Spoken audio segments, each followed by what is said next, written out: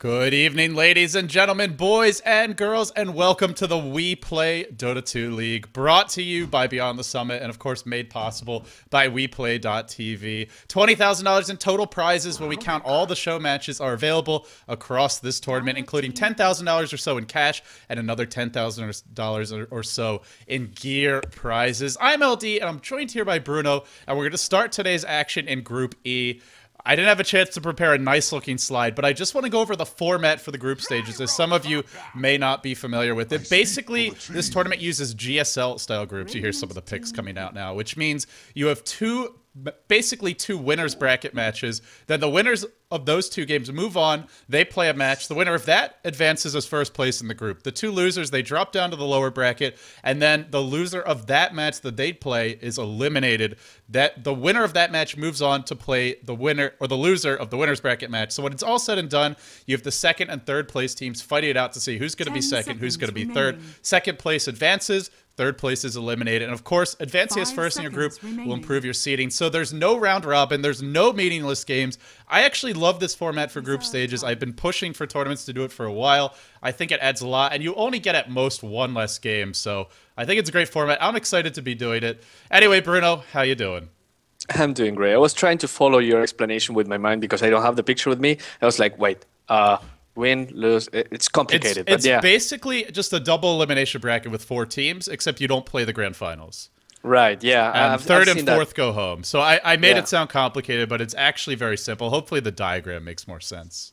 Yeah, no, it's nice. I know what you talked about. I saw other tournaments doing that. It's a really good tournament. Tournament format. It's one of my favorites.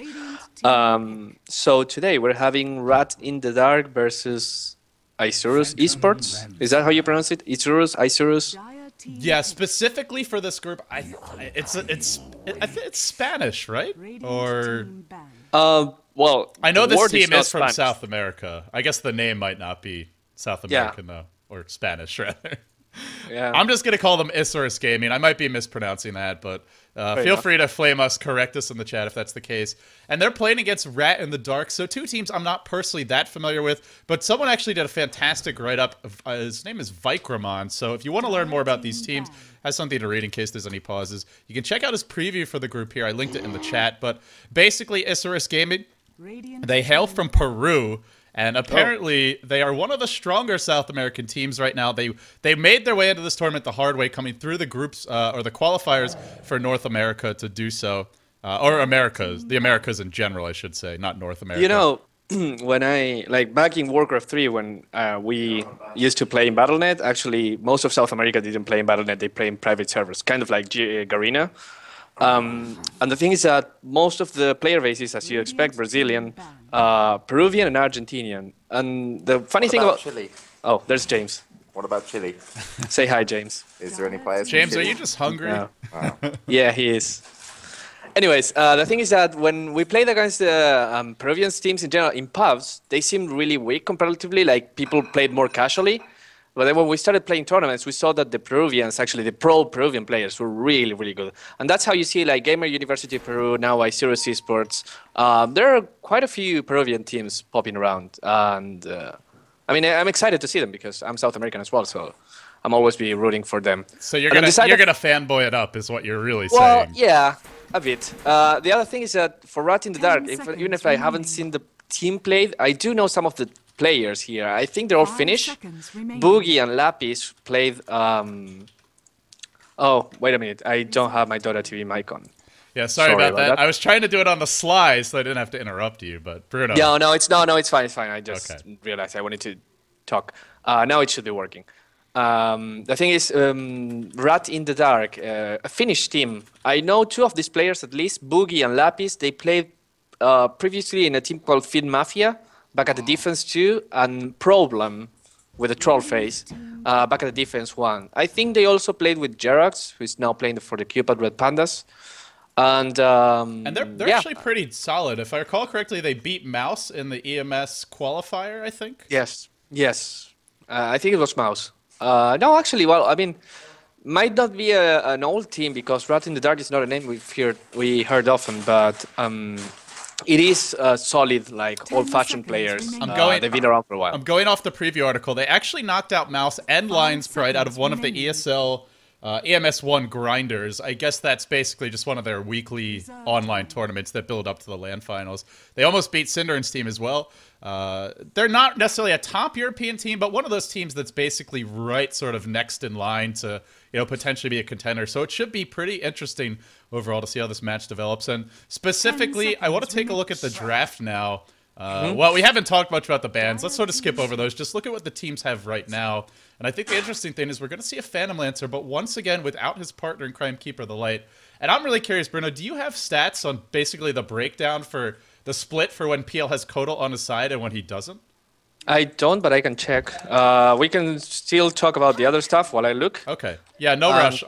I'm just that's something that personally interests me because everyone obviously is like, well, if you don't have Kodal, PL's not that strong. That's sort of the common sense, the line of thought. But specifically, I'm wondering how true that really is sort of borne out by the statistics. But looking at the lineups, Isurus, they started with the Rubik. They now go back for the Mag PL in the first phase of the draft. A pretty strong opening because you protect that Mag. RP isn't really... or Mag rather. I called the hero RP because, well, that's really what he's all about. But he's not really a hero that you first pick much in the European scene right now. So interesting that they start with the Rubik. I think it's kind of a nice little adjustment to do that. And then they go back for the PL. That's how they end the first stage of the draft. They're now picking up a Leshrac and looking at their final pick. So they have the strong double supports. They can roam together, and they finish it with a Tide. So I'm wondering, is this going to be one of their 3 cores? Are we maybe going to see the Rubik as a farmer? This will be very interesting to see how the lanes develop. Well, I just checked what you were saying, and it's actually better when PL plays with Kodal. They have a 55% win rate, and when he plays with by himself without a Kodal, it's 47. Wow, that's a pretty big difference. Yeah, it's a pretty big difference. It's like not that he always wins when he plays with Kodal or he always loses when he doesn't, but it is significant. It's worth noting. I mean, it's a match made in heaven, those two. Well, it's like those two people always like necking at the restaurant or whatever when you go out in public. You're like, you're driving me insane, but they clearly love each other, and their relationship is certainly working for them. So, with the draft now complete, what do you think? Rat in the Dark, Gyrocopter, Prophet, Undying. A hero who I've not seen much as of late, but... I don't know why we don't see that hero more. It's actually a solid hero. Nothing changed from the times he was first picked, sometimes even first banned. But it's a really entertaining hero. Yeah, I mean, I guess the main thing is that we're seeing a lot of Kodal, and even with Undying, it's still hard to try lane against Kodal, but that's, I mean, obviously it's not the case every game. He is a hero that drops off very hard, though. I mean, if you don't have a good laning stage, as ridiculous as he is in the lanes, he brings very little to the table at, say, the 15-20 minute mark if you're not ahead. If you are ahead, then he is a total pain in the ass to play against. But guys, welcome to the first official match for the group stages of the WePlay Dota 2 League. We are currently in Group E. This is going to be our first, basically, round 1 match. These two teams will play, then the winner moves on. They have to win one more game to actually claim a spot in the next round. The loser drops down and is 1 game away from elimination. We have one more match coming up after this. That will be No Tidehunter versus Fnatic NA. So excited to see how the group develops from here. But we're just in the getting started, basically. Meanwhile, Lumi and Gods having the fun job casting the GEST challenge, which I know a lot of you guys are probably also watching. But in the meantime, you can check this game out. So, Rat, the team from Finland. We have Boogie on the Undying, Spin on the Nature's Prophet, Itaki on the Crystal Maiden, Lapiz on the Puck, and Sifla playing the Gyrocopter. And they are really getting aggressive in the enemy jungle. Meanwhile, I feel like I'm watching a pub game because Isurus is not leaving their base yet. That sounds about right. Fallen right now is going to meet them all, probably. We'll see what happens. No, I think they miss each other. Anyway, for Isurus Gaming, we have Fallen playing the Leshrac, Ifrit playing the Phantom Lancer, Shoko playing the Magnetor, or Magnus actually. Ruvik is being played by Prodigious 13, maybe he's 13 years old and he's a very prodigious Dota player. And finally, Goody playing the Tidehunter. Apparently the rap on these guys, according to our intrepid preview article, previewer, I should say, is that they use a lot of stand-ins, and he thinks it kind of undermines the performance. And, well, we're seeing it again. Isurus Gaming using a stand-in here. We'll see how much it comes into play. They are going to run the Tide as an off-lane, and, well, it looks like this Mag is actually saving for some, well, I guess an early bottle, but he's actually going to be the farmer in the bottom lane. So these lanes, nothing like I predicted. They're running the PL mid. I mean, what is going on in this game? What? Jesus. I don't understand. Yeah, this is something entirely different. And now they're counter-warding the river ward, so that PL will not have any kind of rune control. I don't know if he wants to have rune control, but he won't have it anyways. So I'm trying to sort of parse through this one, and I guess the thinking is, if you look at Rat's lineup, fairly obvious that they want an offensive tri-lane, right? Because they picked Undying, they have a Prophet. That's a really strong composition to run an offensive tri-lane. So seeing that, figuring PL doesn't contribute much in the tri-lane, especially without Kodal, why don't we just kind of dodge it, send him to mid? Sure, our Mag's going to suffer a bit, but our core carry is going to have a fast start, and Tide's going to get level 6 fairly quickly. And when you look at it that way, it seems like a decent adjustment. The issue is going to be, well, Mag's RP will be very delayed. Not only that, but I mean, you want your hard carry to have an easier time, but a Phantom Lancer against a Pack, that's a really hard matchup to win. If only because the Pack is ranged, and in mid there's no like room to be safe next to your tower. So Pack will be able to harass him a lot, and he's opting not to go for double walk, as most Phantom Lancers do these days. The thing is that if that Pack gets to level 6 fast, he can easily kill the Phantom Lancer. So the interesting thing about this lane is that they actually pulled the PL. He started with a set of Tangos, a Salve, a Stout Shield, and Arena Protection, and my strong math skills tell me that is more than 600 gold. So off the bat, he's getting a bit of an advantage in Puck. His auto attacks are not that strong, even with the damage buff. When PL has 6 armor and a Stout Shield, you're just not going to chip away at him that significantly. It's not quite as bad as a Queen of Pain, so I think the matchup will actually work out alright. PL has a decent last-hitting animation as well. The main issue is going to be, he's probably not controlling the runes. Oh, bottom lane? Oh, no action just yet, but at any moment, the bloodbath could just break out here. It's interesting. I think the other lane that will be really good is Tidehunter versus Nature's Prophet. If he actually gets enough mana, he goes for a quicker Cane Boot. Tidehunter can win this lane very easily, because Nature's Prophet, he'll just throw his trees at you, but the damage will be so little with Kraken Shell, even if at level 1. And the Anchor Smash will allow you to farm and get those quicker Cane Boots, and just... there's not much the Prophet can do. At least Prophet will get the levels, and probably he's watching at the bottom lane to see if there's an opportunity to gank. Yeah, so far the aggressive tri-lane, they are preventing any sort of pulls. There's an observer that would spot those. The creeps are going to spawn, but we haven't really seen too many. Mostly the lane's just been pushing all 3 heroes in the lane, constantly applying pressure. The tri-lane hasn't gotten kills yet, but Prophet is getting close to 6, and maybe that's what they're waiting for. Let the Prophet hit 6. Maybe Lapis will get a rune. The one issue with the PL mid that we haven't discussed is he can't really do anything with that except push. He's not going to get a big rune and come ganky you. I mean, in theory he can, but he's not a strong ganker the way here like Puck or a Prophet is. So a lot of the onus for Isurus is just going to be on this Tide. Like you said, it's a good matchup for him. He's got to be the one to bail out the tri-lane if things go poorly, because PL ain't doing that. Right. And yeah, Puck just got the first rune. There's 2-minute runes, and hits a region. Probably has it for a couple more, 20 or more seconds. He can be aggressive right now, use Waning Rift, use the Orb. Just try to harass the Phantom Lancer, burn through his region, because he will be full life and full mana in just a couple seconds. So currently, Tide getting close to level 6. Prophet was casting the TP. He's gone for the early raid of Basilius. It tells you how they want to play this game, which is no surprise, but they want him to join the fight bottom. Once he hits 6, hopefully find some kills, and then off of that muscle down the tower.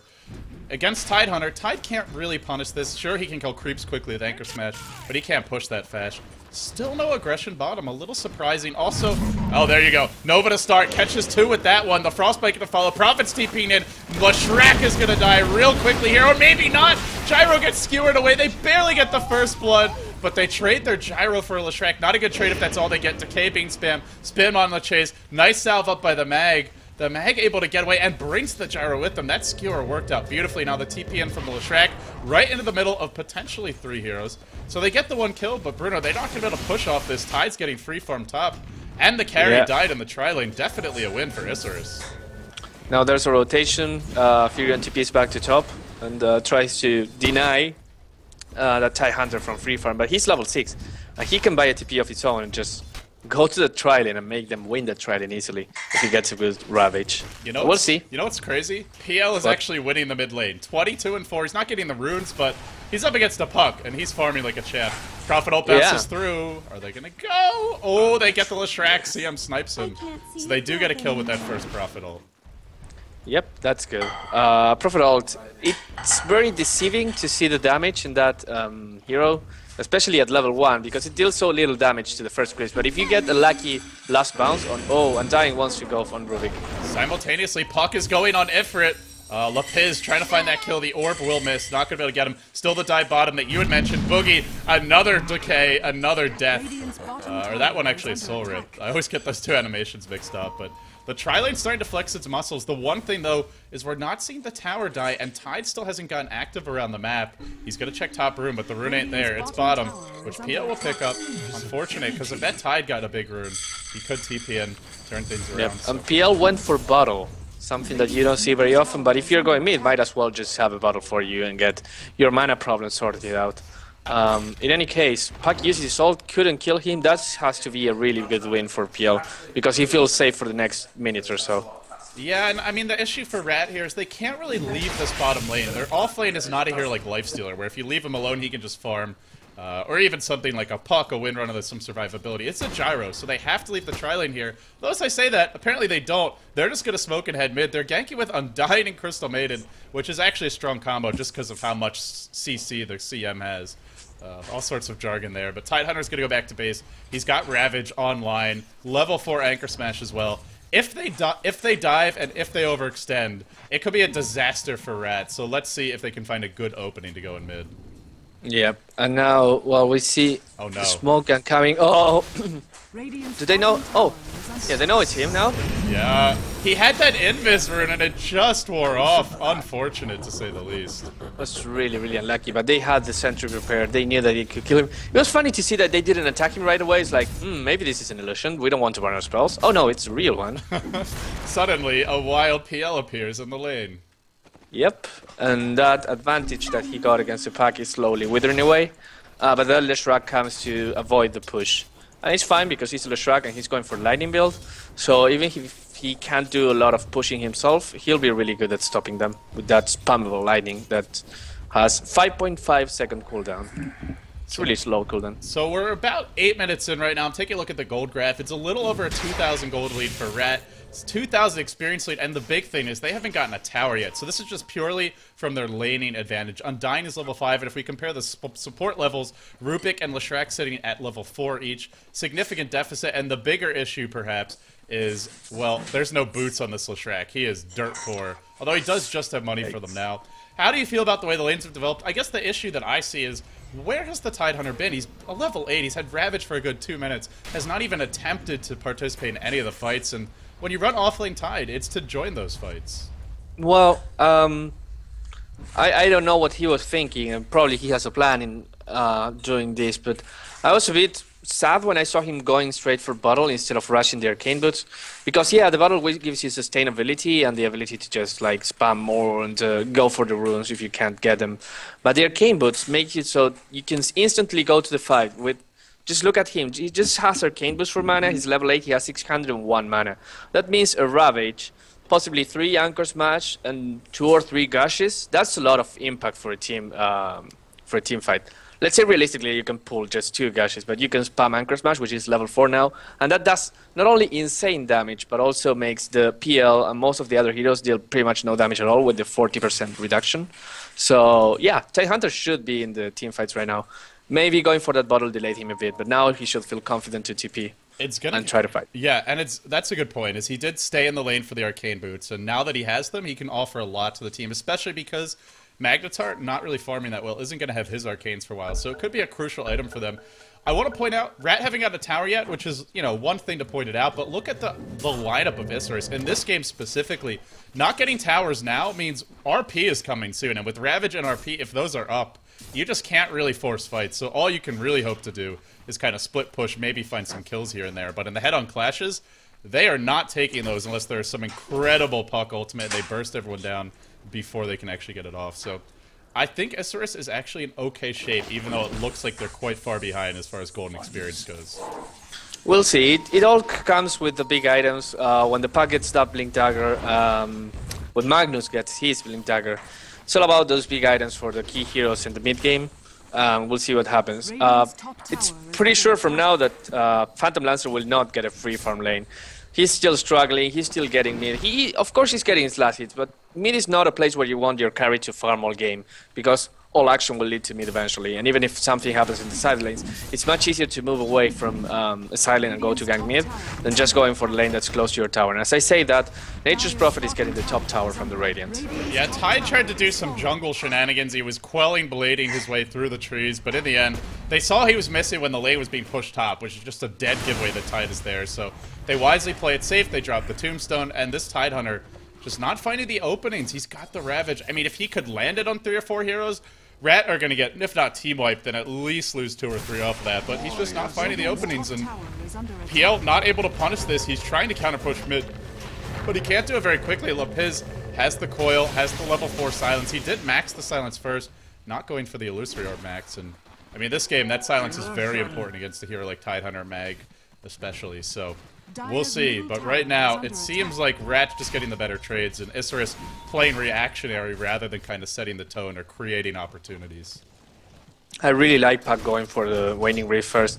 3-second silence is a lot. He can even solo kill Phantom Lancer if he gets the right chance, because without 3 seconds of silence plus the stun, it's definitely sure Phantom Lancer will not be able to get away from him. Yeah, he just needs like a +1. Even a Prophet ultimate is probably enough, so... Yep. And their bottom lane not going well. They're going to lose their second outer tower, and tier 2 top took a lot of damage as well. This Prophet in the safe lane really starting to have a big impact. Right. I'm still sad to see Nature's Prophet still going for Hand of Might. It seems like it's a core item on every single Nature's Prophet I see these days. I mean, don't get me wrong, it's a good item, and when you have Nature's Prophet, you want him to be an impact in late game. But I miss the times where Nature's Prophet would just rush and earn and be really, really aggressive with the ganking. Or even the Medallion, and just go for Roche. I don't know, it seems that there are so many things to do with these heroes that just seeing the same thing over and over and over, it's a bit boring for me. Wait, you get tired of watching loads of money 50 times in a row on repeat? What is this madness, Bruno? But you're right, I miss my good old, especially just the early mech. I loved seeing Xiao at the International 2 and in the months leading up to it, just playing that 3-position Prophet, and somehow he's always got a mech at like the 8-minute mark. Every fight is being turned around by it. I don't think there's anything that can change a game more in the first 8 minutes than a Prophet with a really fast mech, because sure, other heroes can get mech really fast, but they can't be everywhere the way that he can. And sure, you can hit a big RP, but it's got a long cooldown, whereas that Prophet TP mech can just be there time and again, completely turning the fights. Exactly. And Gyrocopter finally rotates mid. He also goes for a weird build, just rushing Medallion. We normally see more drums these days, face some drums first and then try to get some damage, a Manta, Shadow Blade. And then after the fact, when you're carrying late game, you just, after that, go for the Helm of Dominator. But he makes good use of it, he dominates the creep and he's going to probably stack Ancients with that.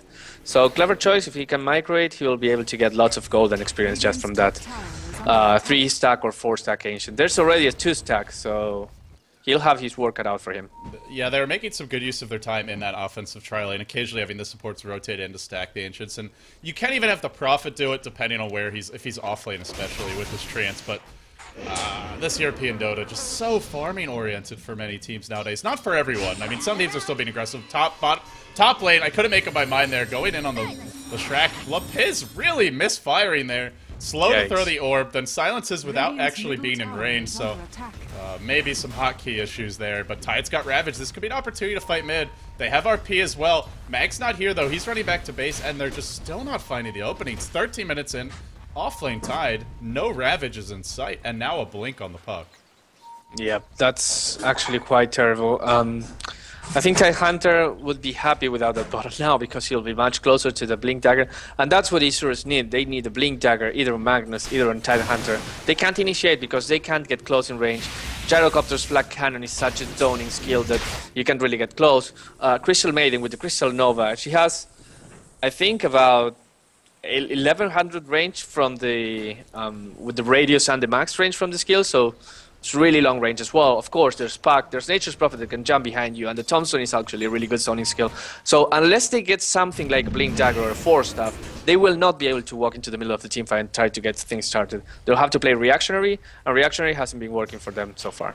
And this Phantom Lancer, he's now going back for drums, but with the bottle, Magic Wand, Stout Shield, and Tranquil Boots, that is actually a huge gold investment in items that won't help you that much later on in the game. So it's delaying this Diffusal Blade. His CS isn't that great. He was actually winning mid in terms of CS, but we just haven't seen him really have an impact. And that's the risk with with running a carry like a Phantom Lancer mid is, sure, you can CS well, but what can you actually do to contribute to your team? Nowadays, it seems like soloing mid isn't really about how well you farm. I mean, look at how LGDN approached it, where they call it, what was the term for it? Basically, the cocksuckers, the mids. The mids who are just going to lose the lane, but then make up for it later on with their ganks and with their presence on the map. Phantom Lancer is definitely not a cocksucker. Even if he wins his lane, he is not contributing much to your team for quite a while from that mid role. Exactly. And on the other hand, Puck is. But then again, I mean, the problem is that Puck is level 11. We haven't seen any big team fights at all. All the 5 kills from the game were pickoffs or just diving into the tower. So we can't see. I think we haven't even seen one Ravage at all and not one RP. So maybe Isurus is happy to see this mid-game being a bit delayed, because that will give his Tidehunter a little bit more time to farm. Also a Diffusal for the PL. He went for the drums, he went for the Tranquil Boots, but he still has a long way to go if he wants another item. I don't know, though. Spin's got that Shadow Blade and that Midas. The Orchid will come next, and that Orchid could change this game, because you can just throw it on the Tide and ignore him. You can try to burst the mag down while he's silenced. This is obviously a great item for ganking PL, who's nowhere near a Manta style to remove that, so I don't know if they want to sit back. Oh, sorry, top lane missed the puck. Big kill.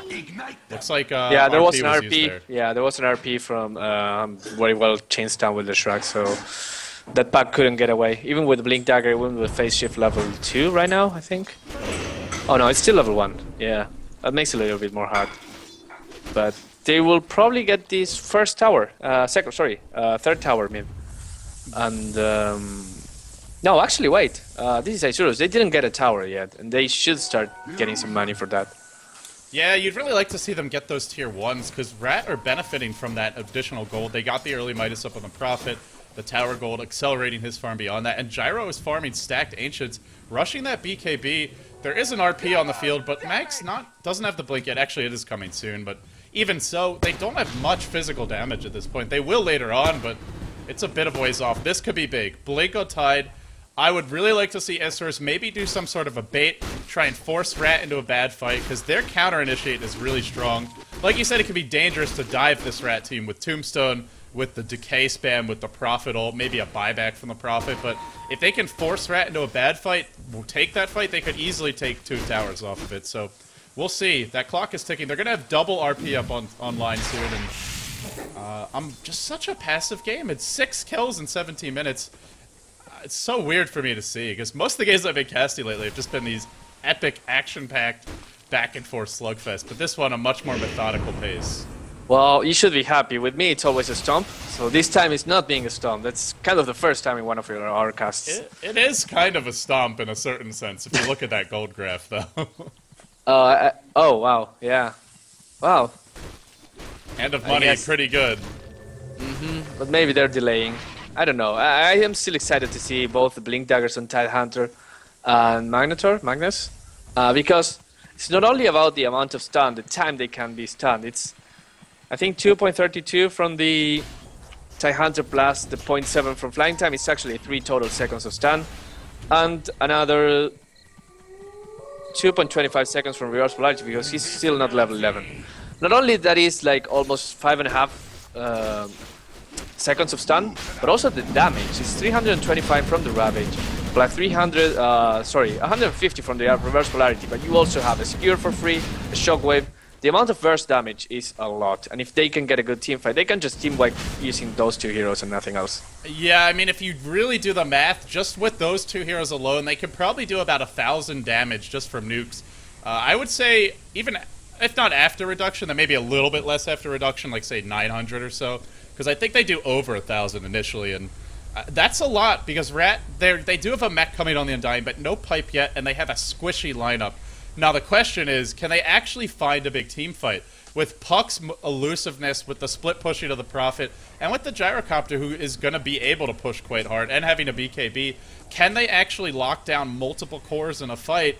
it's gonna be tough. Even the Prophet having something like a Shadow Blade makes him more elusive, so if they can find the fight, Rat's in a lot of trouble. But whether they can find it really remains to be seen. Yep.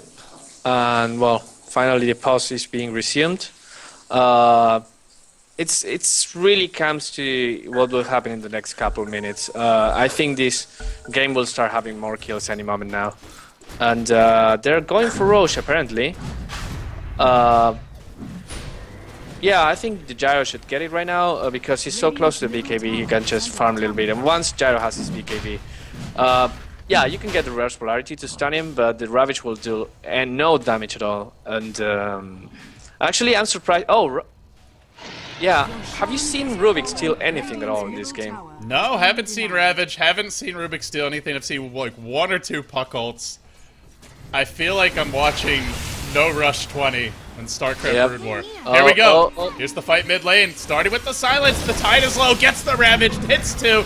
Then the RP. The big team fight you were praying for. And they nailed 3 off the bat. But Gyro comes back with flat cannon at least. Drops the ult. The Rubik dies on the back lines. The Tide already fell. So it's 2 for 2 after that fight. Plus the Aegis. So 2 for 3 essentially. But the Gyro gonna have that BKB soon with their hammer up. What do you make of the fight? Well, it was pretty much as I expected. The 2 Beagles combined, they were just too much for the Dire to handle, and I think they weren't expecting those Blink Dagger. I don't know if they were paying attention or something. They did know that Tide had one, so they focused him and tried to get him away from the team fight as soon as possible. But I don't know if that's the silence expiring from Puck, or it was Kraken Shawl that he was able to pull off the Ravage just before dying. It was a little bit unfortunate that was Crystal Maiden was just away from range, so she could Frostbite and Frost Nova. If she had been inside the Ravage range, that teamfight would have been even more into Isurus' favor. Anyways, the thing about these big fights with ultimates is that they don't have them now. They will not have them for another 80 seconds or so. So now Rat in the Dark feels free to push and try to get a tier 2 tower. Yeah, they're going to start pressuring this tower. They know Ravage is on cooldown. They know RP is on cooldown. Actually, the RP coming up quite soon. They catch out the Gyro. They bring him down. Impaled upon the spiked horn of that Magnetar. And Rat really thought they could take the fight without the RP Ravage, but they did not bank on the Blink Skewer. Gyro, still no BKB. In fact, I think he's got it, but it's on the courier. No, he's still short the recipe. I mean, this game for Rat just not really developing that well in the mid-game. They have an Orchid now on the Prophet. He's been farming for 21 minutes, but PL's almost got that Diffusal Blade, and, I mean, I'll trade the PL's farm for a Prophet farm any day of the week, even if he's 2 or 3k behind. Yep, and that's the thing with Phantom Lancer. The more the game advances, the more you go into late game, he will start getting those items. That army of PLs starts farming faster and faster. I've seen PLs just sending those illusions to jungle, and those illusions can farm the jungle indefinitely because they keep spawning, and if you're lucky enough, you'll just get lots of golden PLs, and that's a lot of money. They're trying to find the Shadowblade Prophet. He too fast, though. He can move. He can move. And Rubik still doesn't steal anything. Rubik, do you know you have a spell that can steal other people's spells? He could have stolen Sprout. This asshole. Yeah, I don't. I mean, at this point, you just steal something. There's nothing you can do. Hey, you. If you know how to spell. Hey, you. We're talking to you, buddy. Prodigious 13. I was zooming in on him and like getting in his ear, you know, like I'm his coach. Right. But I guess he can't hear me. I think you need to improve on your pep talks a little bit. We'll see. I can't root for them.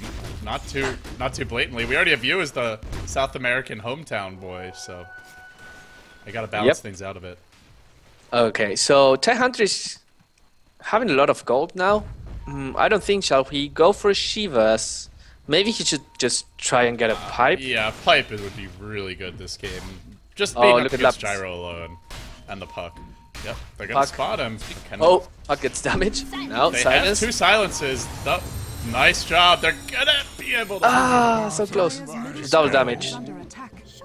Yeah, they needed that. Otherwise, he had some backup that was not too far away at all. And they go with the blink. RP on 2. Tide is not bought back. They think they can find these kills without them. They will find one. Now the puck next in line. Wow. And that is not a good trade. Not at all. Actually, I can't even say that was a trade at all. That the kill was done. They could have just gotten away. They could have just go back to his grip and push with the grip wave. But they were standing in no man's land. The Blink Dagger Magnus came there, and just like the other time, he got 2 heroes into the reverse polarity, and that was enough. The pack tried to escape, but with that many heroes in there, it was pretty much impossible. And that Gyro is dying a lot. He's what now? 0 and 2, 4.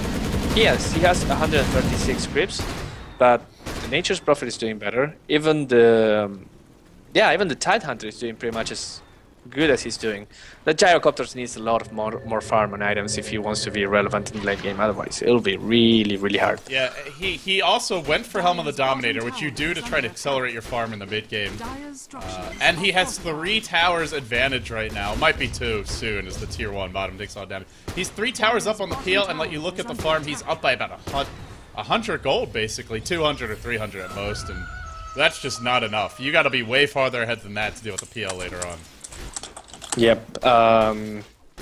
Just give me a minute. I need to do something. I'll be back. No problem. So in the meantime, top lane we see the Magnus just continue to push the lane out. In terms of a gold lead, we're looking at about 8,000, but it really feels like a game that Isurus can turn around. It is so hard to push into RP, into Ravage, and potentially into a stolen Tombstone, a stolen Dream Coil, a stolen anything, as Bruno was saying, and now it's a level 4 phase shift. So something elusive for that Rubik. The PL Illusion's pressured in the middle lane. We see the counter push top. Isurus just struggling to keep the lanes pushed out, but at the same time still farming effectively in spite of it. Now the rocket flies in on the mag, the smoke from Boogie. He's got to catch a really overextended Leshrac. No idea why he thought he should go back in there. They may even catch the mag as well. This is a long way to dive, though. There was always a Ravage TP to worry about. Meanwhile, the counter push mid. Tide's working away on the tower. He has an army of illusions of his own to go with the PL, who has now completed enough gold farming to get a Yasha if he so desires. Now the tier 2 top will fall, so the death of that Leshrac spells doom for the tower. But Isurus gets the first tower of the game. Not only that, we were discussing, is it Shiva, is it a pipe? But look at Tide Hunter, look at what there's on the stash. Okay, now the math on this is basically you have to have full mana and make sure to use your Arcane Boots in order to get the double Ravage off, as well as anything else. So don't die right now. Yeah, well, there you go. That Refresher is going to be a long ways off. Refresher is a really expensive item. The components are pretty easy to buy, but the recipe, almost 2k gold. It's 1875, so I don't know about this item choice. You can get a Shiva's for like 1.5, maybe 2k cheaper, and it offers you a lot as it is. I'm not sure. I'm not convinced about the Refresher rush. Yeah, exactly. Now the push is coming, and whoops, the Leshrac always caught outside. Finally, Rubik steals something, and it's a Waning Rift. Could be a big spell. Buyback from the Leshrac. They probably want to run now. No actual engagement yet. Tide is respawning in 10 seconds time. He does have that Ravage. They do have RP, but they're going to lose the tier 2 mid most likely. And with this, Rosha's coming up in the next few minutes. They're going to have a big map control lead to try and go for it. PL, counter pushing bottom, looking for a tier 1 of his own, but trading tier 2s for tier 1s. Generally not a recipe for success. Mag blinks in mid. In the end, they don't actually stop that push, so the death of the Tide costing them quite a bit. The Illusion Army dealt with bottom. Profit now up to another 3.6k, still way ahead. We got to assume it'll be a sight device at this point. I say that, he'll probably go for Divine Rapier. What do I know, man? But I like Rat's just finding. It seems like their team coordination and kind of decision making is just a little bit more polished. As far as the overall game plan, not really convinced about it, but just the execution is better for them. Yep. Anyways, the interesting thing for me is if you look at Nature's Prophet, right? He got his early Midas, as we were talking about. He has a Shadow Blade. He has an Orchid. He has 4k in the bank. Just go for the chipstick, right? But he could get a Desolator. I mean, yeah, he could get a Desolator, I guess. There's so many other damage items to be bought. I mean, he could get an Axe, he could get a Refresher Orb, he could accelerate his farm even more, Bruno. I'm not so sure, man. Maybe you just need a few Nature's Prophet lessons. Yeah, it's just a support player in me, right? I want to help. And that Puck, oh, look at that Puck. He's in a lot of trouble. Yeah, just completely surrounded and easily brought down. That's the issue with a hero like Puck, is he is total food for a Phantom Lancer at a certain point in the game, who has a double damage rune bottom, has a Reaver up. They have Ravage and RP, and, well, it's going to be much harder for Rat to get this next Roshan, especially with the puck being dead for 40 seconds. This is a great time to go dewarding. I would like to see a gem from both teams, really, especially from the Dire. I've had that map control lead, but now slipping a bit. Boogie, got to be careful here. Illusion scouting him out from the PL. Could walk onto the high ground at any moment. And slowly they multiply. Yep, and they found the secret stash from Gyrocopter. And with that, oh, look at that. Look at how fast everything dies there. That's a happy PL. That's an empowered PL. Yep. With the double damage. Yeah, that'll do it. That PL suddenly just got about 600 gold from all that. It's probably a little bit less, but anyways, he's really close to his heart if he so desires now. And with the hard PL, the thing is, you will not be too strong in teamfights, but the illusions that you spawn in the creep wave, they will last forever. They will not die, and unless you're really, really unlucky, they will duplicate. So you can pretty much push lane with your illusions, just be somewhere else. As long as you don't create more illusions of your own, because that will prevent your older illusions from spawning new ones, you can pretty much get up to the towers and get towers for free. As we saw in that LGD versus IG game, right? Yeah, but I don't know, man. We're a little worried about Spin here. He's gone back for the BKB. Right. So at this point, I guess it's just not even worth going for a Scythe of Vice in some ways. The whole point of getting that item isn't just to have it for late game, but Prophet can get it fast. You know, he can get the Scythe of Vice, you can find kills, and then you push off of them. Getting it later on is still okay, but when you're up against the Phantom Lancer army, good luck disabling him. And heroes like Mag and Tide, if they play properly, are always going to have buyback, so I don't know. I guess you just go for damage now, man. That's what he wants. BKB. You get this item to right-click. Can you really hope to out-right-click a Phantom Lancer in his prime? Because he's getting to his prime right about now. Heart up. Diffusal 2 should come next if he's being efficient. And then you need something big to deal with him. Well, if Gyrocopter had a complete butterfly and he was working on his next item, I'll say it's fine.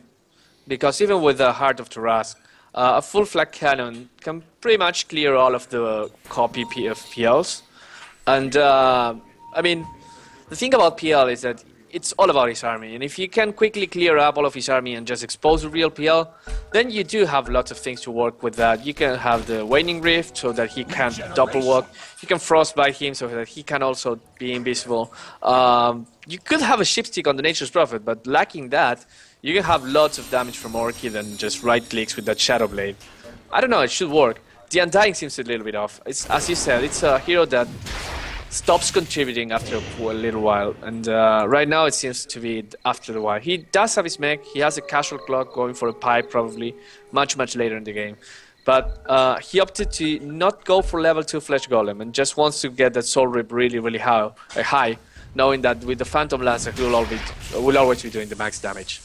Yeah, the Soul Rip with all those illusions is going to be doing the max. He does deforest here. Nice use of the Tombstone. Something that a lot of players don't know about is that it actually does remove trees. If you ever get thrown up on a hill or something like that, the few hills that you can be thrown up on, something to keep in mind.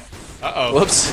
That was a blink in the wrong direction. Here you go, though. That's a blink in the right direction. There's your skewer. The Ravage is still here, but not used yet. Unfortunately, the BKB gyroing everyone back. Nobody's fallen yet, though. And they did RP, but they at least got the puck, and crucially, with the BKB down on the gyro, they must back.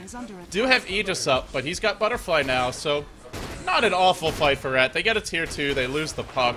The main issue is Puck's one who's going to be building a Scythe of Ice, and with that death, that'll be delaying it by a lot. Yes, I mean, he could have been much closer right now, but it's pretty complicated. Magnus, on the other hand, well, the interesting thing about that is Tidehunter was really smart not using his Ravage, because he had 2 targets there, and the 2 targets you want to take down, that's the Gyrocopter and the Nature's Prophet, but he realized they both had their BKBs up. And if he had used the Ravage there, he wouldn't have hit anyone, and that's just a wait of 150 seconds. So easily, he just keeps it for himself, doesn't do anything, farms a little bit more, getting closer to that refresher. Not much closer, mind you, but closer enough.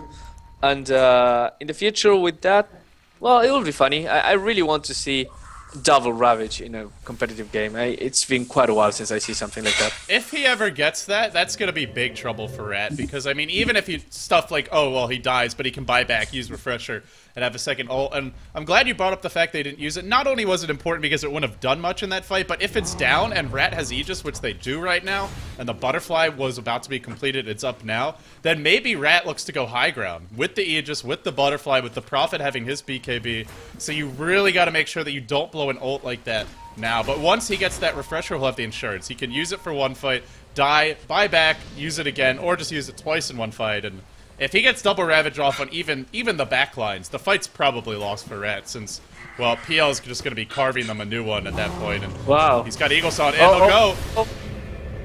Army on the way. There's the Gyrocopter ult. They clear off round one of the PL Illusions. But with the BKB on cooldown, Gyro needs to run. The problem is Boogie can't run, and Ifrit giving chase. There's your Gyrocopter ult, stolen by Prodigious, lays down the pain. The Hellfire is here. The tower's gonna fall. A little bit of scouting from Goody, but the momentum really swinging towards Isurus. Like we talked about, you could be down by 8-10k, but when you have this kind of lineup for Isurus and it gets to past the 30-40 minute mark, suddenly it's like you're 20k gold ahead just because of the strength of your lineup in the late game. Well, if you look at it, if this Phantom Lancer gets his tower, actually if he gets the last hit, he'll pretty much have his Butterfly completed. With the Butterfly and a Heart and a Diffusal, which he can make it level 1, level 2 as well, it will be really, really hard to get this Phantom Lancer now. And I have to insist, whenever I see a Phantom Lancer, I say this, I don't think the hero is imbalanced at all.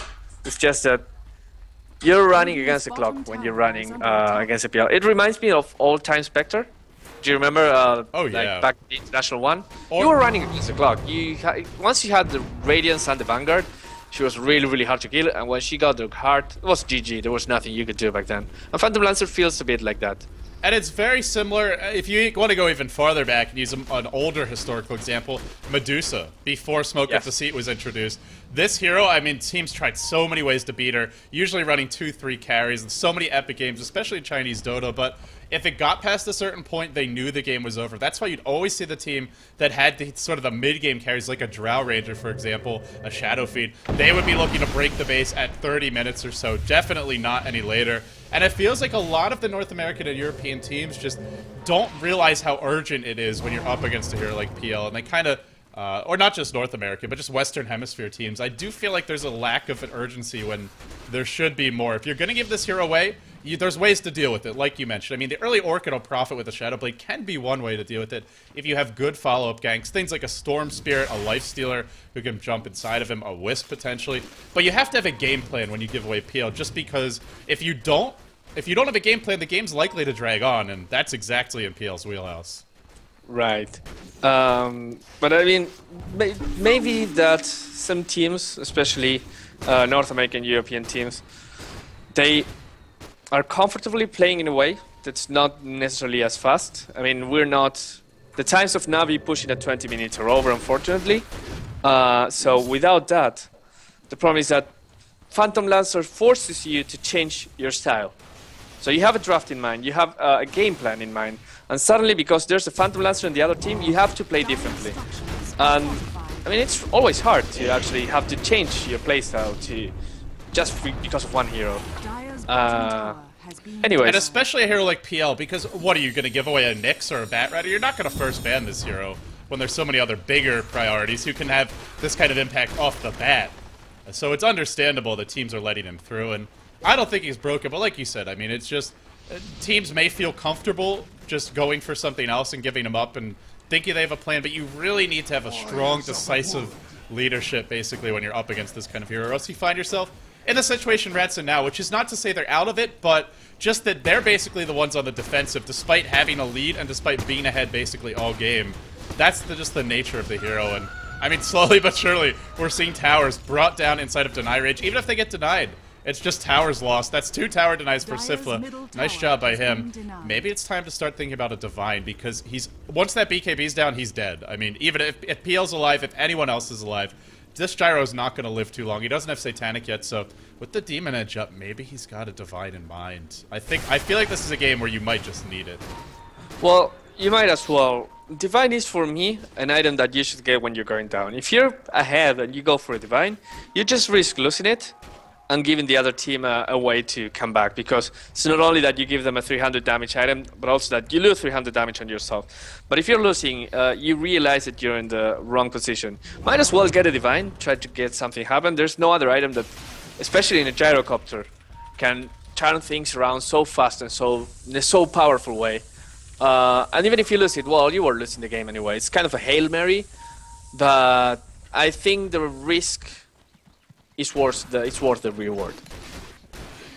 Yeah, I agree. I think they just need something big at this point. Like, Prophet with his 21k of net worth just isn't going to do much, let's be honest.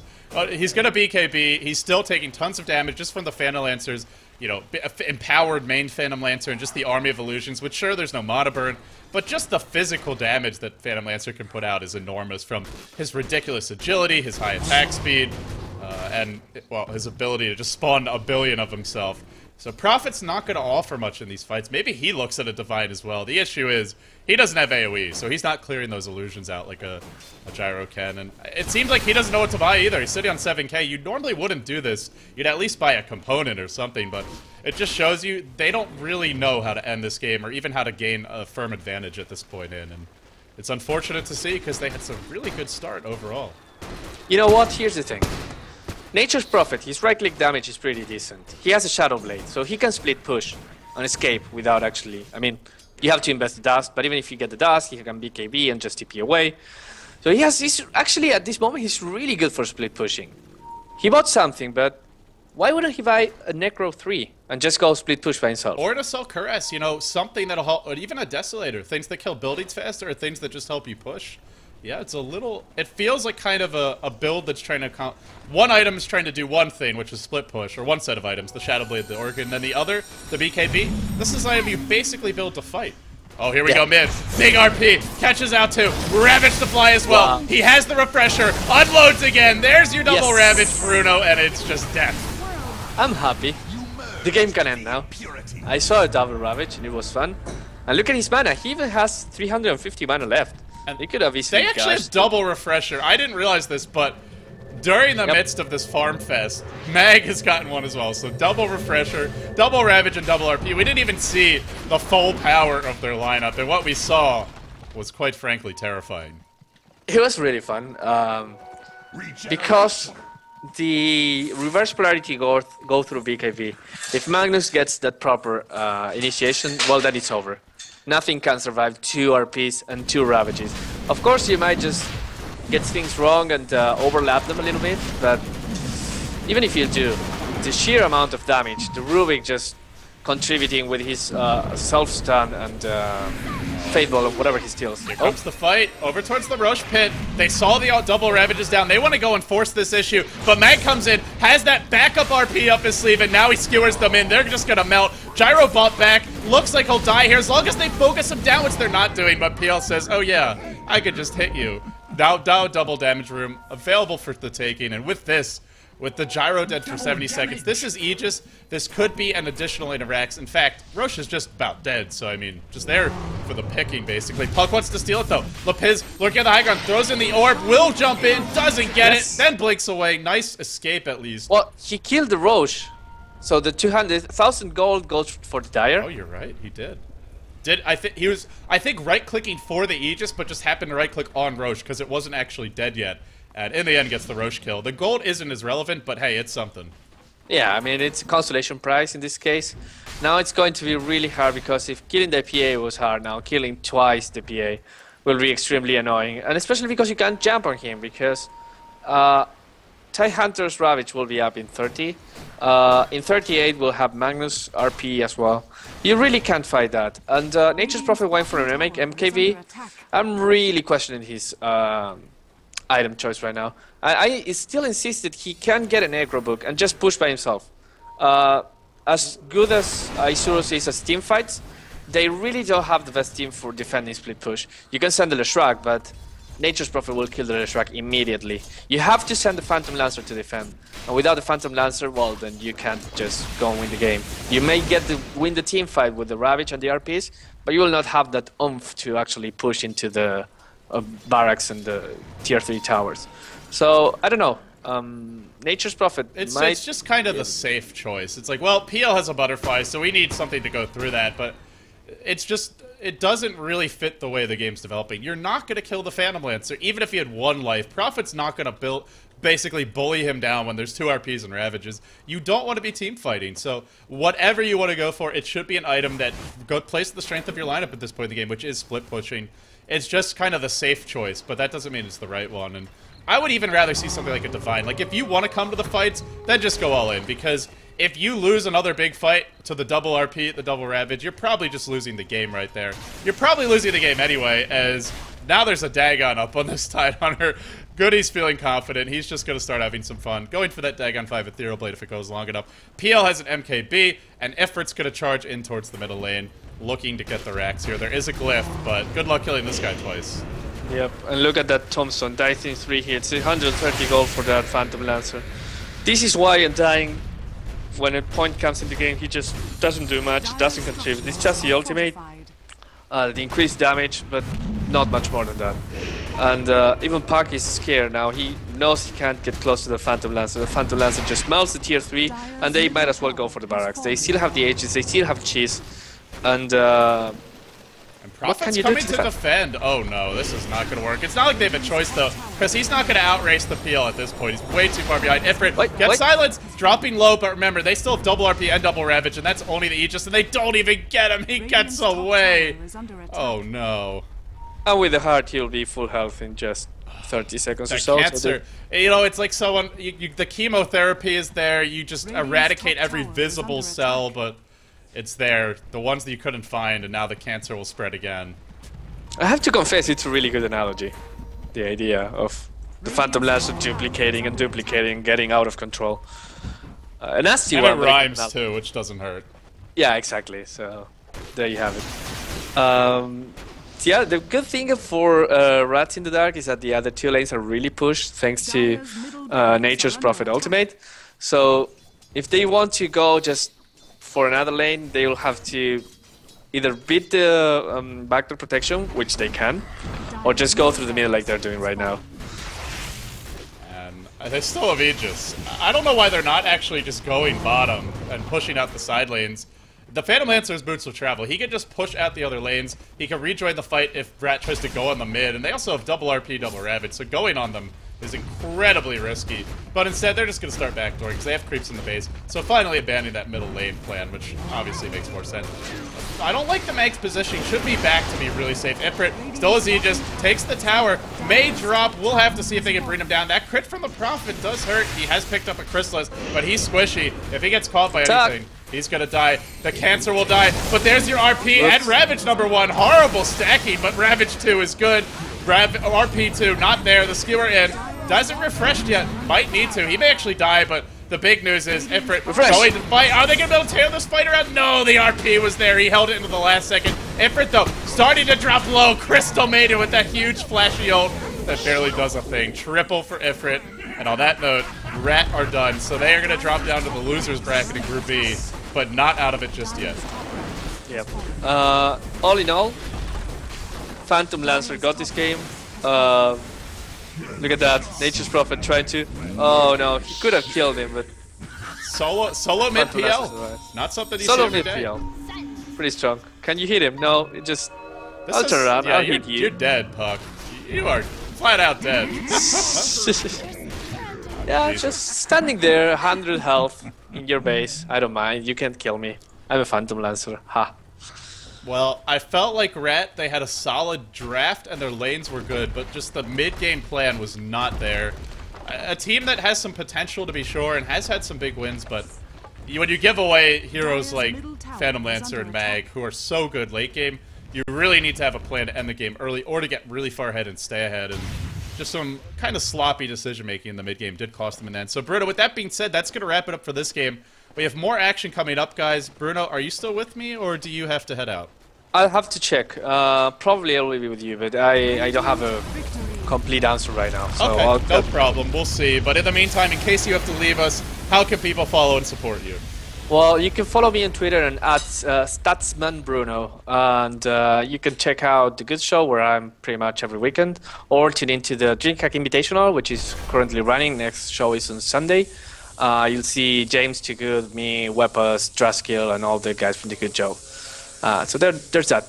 Yeah, thanks for joining me, Bruno. Guys, stay tuned. That wraps it up for this first match, but there are 4 more to come, and by the time today is done, 2 of these teams will be going home. Right now, Rat, not looking good for them as they drop down to the losers bracket. Isurus 1 win away from securing first place, or at least advancing. We'll see if they could do it, but they're going to have a tall order ahead of them. The next match coming up is going to be No Tide Hunter versus Fnatic, so stay tuned for that. In the meantime, grab a drink, and we'll be right back with Fnatic NA. Fnatic NA, yes, sorry, not Fnatic EU. Fnatic NA versus No Tide, so obviously advantage to No Tide expected in that. But stay tuned, that match coming up next, and then the rest of basically the development of Group E after that. Oh, by the way, you're watching the WePlay Dota 2 League if you're wondering what's going on, and there is Dota TV if you'd like. It's only $4, so stay tuned, more action after.